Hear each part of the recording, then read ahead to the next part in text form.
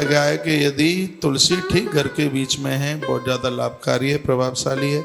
तुलसी के अलावा यदि कोई सोने का भी पेड़ हो तो घर के ठीक मध्य में ना लगाया जाए, क्योंकि ये धन का नाश करता है, धन का हिरास करता है। और भी कुछ जरूरी चीज़ें हैं घर में या घर के बिल्कुल समीप कांटे वाले जो वृक्ष हैं वो शत्रु भय करते हैं। ऐसे पौधे जिनकी टहनी तोड़ने से दूध निकलता है, उन पेड़ों को बाउंड्री के अंदर न लगाएं।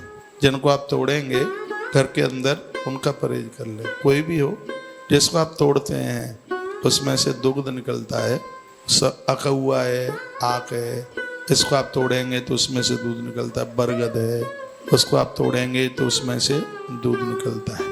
और बड़ा ठीक सा लिखा है, ये पौधे लगाने से धन का हिरास तो होता ही है, तंगी होती है धन की, लेकिन सबसे बड़ी बात यह होती है कि वृक्षों का भी ऐसा फर्क असर पड़ता है। वो तो ग्रंथों में लिखा है, ऐसे पेड़ों को लगाने से संतान का क्षय होता है। ये कोई बड़ी बात नहीं है, घर में कोई गड़बड़ी नारी है, गर्भ में ही संतान खत्म हो जाए, कोई बहुत बड़ी बात नहीं है। आने वाले समय में वंश वृद्धि ही रुक जाए।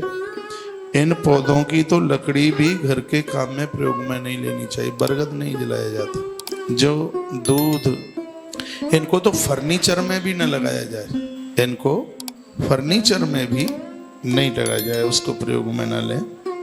एक बात को प्राय सभी ग्रंथों में कहा गया है, यदि कोई अशुभ पेड़ घर के आसपास लग भी गया, इतने नई बात मैं आपको कमाल की निवेदन कर दूं, पीपल लग गया है, बरगद लग गया है, और भी ऐसा कोई लग गया है, वो अशुभ तो नहीं है, लेकिन उसकी पूजन उतने विधि विधान से हो नहीं पाती है, तो फिर उसके परिणाम विपरीत हो जाते हैं। यदि किसी के घर में, ये मैं पहली बार बता रहा हूँ, पीपल लग गया है, बरगद लग गया है, और भी ऐसा कोई पूज्य पेड़ वहाँ लग गया है, तो यहाँ इतनी सुंदर बात कही है कि उन वृक्षों के आसपास कहीं तुलसी का वृक्ष लगा दीजिए, तुलसी का पेड़ लगा दीजिए, तो उसका जो कुप्रभाव है अपने आप शांत हो जाएगा, ठीक हो जाएगा। एक बात और मैं आपको निवेदन करूंगा, जैसे दीवाल के साले पीपल वगैरह निकलाते हैं, बरगद निकलाता है, दीवाल के साले, छोटी कन्या से आप उसको निकलवा सकते हैं, छोटे बच्चे से आप उसको निकलवा सकते हैं, कहीं पर उसको दूसरी जगह आप रुवा दीजिए, दूसरी जगह उसको लगवा दीजिए,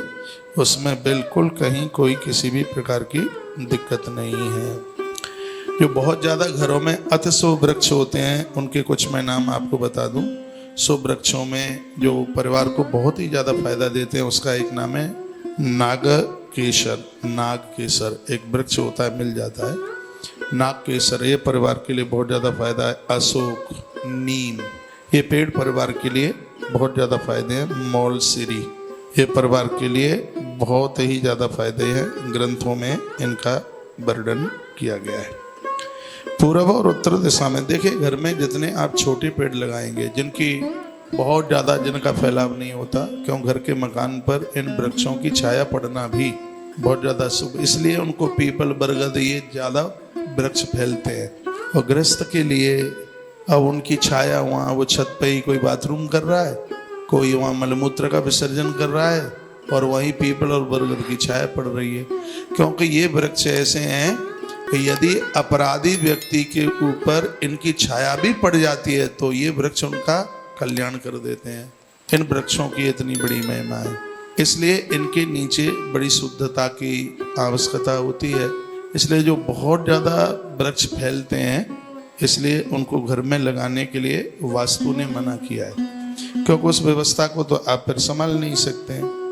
पूर्व और उत्तर दिशा में छोटे पौधे लगाएं, दक्षिण और पश्चिम दिशा में थोड़े से बड़े से वृक्ष लगा सकते हैं।